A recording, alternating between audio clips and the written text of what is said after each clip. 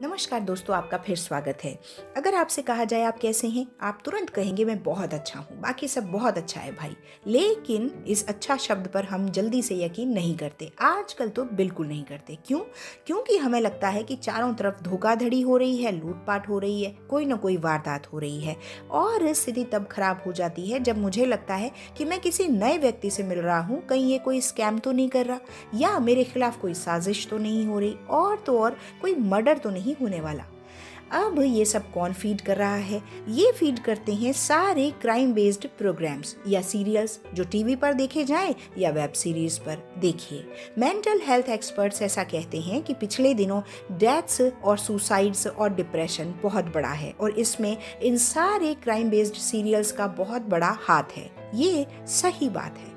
अब देखिए, इस तरह की चीज़ें शुरू में देखना बहुत नॉर्मल हो सकता है, लेकिन बाद में ये बहुत ख़तरनाक हो जाते हैं हमारे खुद के लिए। हमें लगता है हर सामने वाला हमारे लिए कुछ ना कुछ खराब लेकर खड़ा है, क्योंकि being a human our system is not built to accept it. इस तरह की चीज़ें हमारा सिस्टम एक्सेप्ट नहीं करता।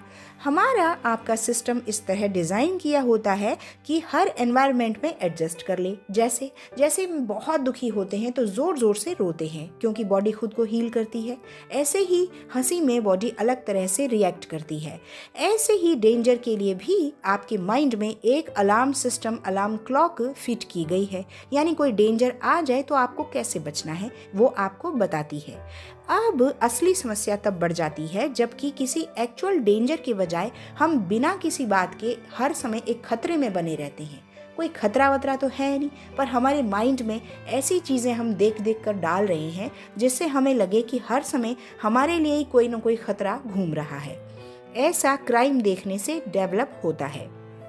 अब ये थॉट्स सारे सिस्टम को कंफ्यूज कर देते हैं, और हमारा कंफ्यूज्ड सिस्टम हमें बहुत ज़्यादा अलर्ट करता रहता है, बार बार तनाव की स्थितियाँ देता रहता है। अब इसका रिजल्ट क्या होता है?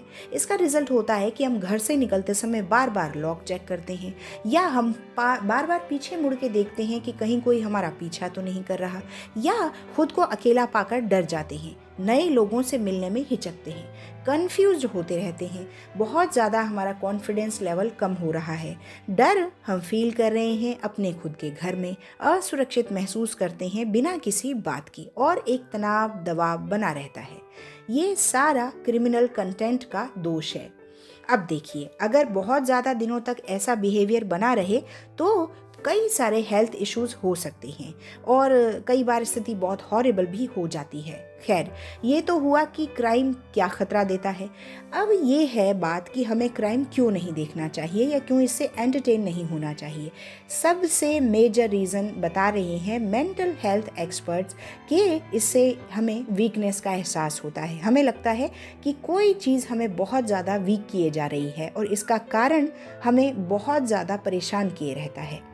दूसरी बात यह है कि मैंने ऐसा सुना है कई लोगों से कि कई लोग कहते हैं कि भाई, अगर कोई ऐसी चीज़ हो गई कभी तो उसके लिए मैं तैयार रहूं। तो आप ये मान के चलिए कि कोई भी सीरियल या स्टोरी में दिया गया कोई सॉल्यूशन किसी दुर्घटना के समय किसी को याद आ जाए, ऐसा नहीं होता, बिल्कुल नहीं होता। इसलिए इस तरह की चीज़ों से एंटरटेन होना बिल्कुल बंद कीजिए। देखिए, मैं आपसे एक और बात कहना चाहती हूँ। अगर आप एक ब्यूटीफुल और हैप्पी लाइफ चाहते हैं तो आपको उसी की कल्पना करनी चाहिए।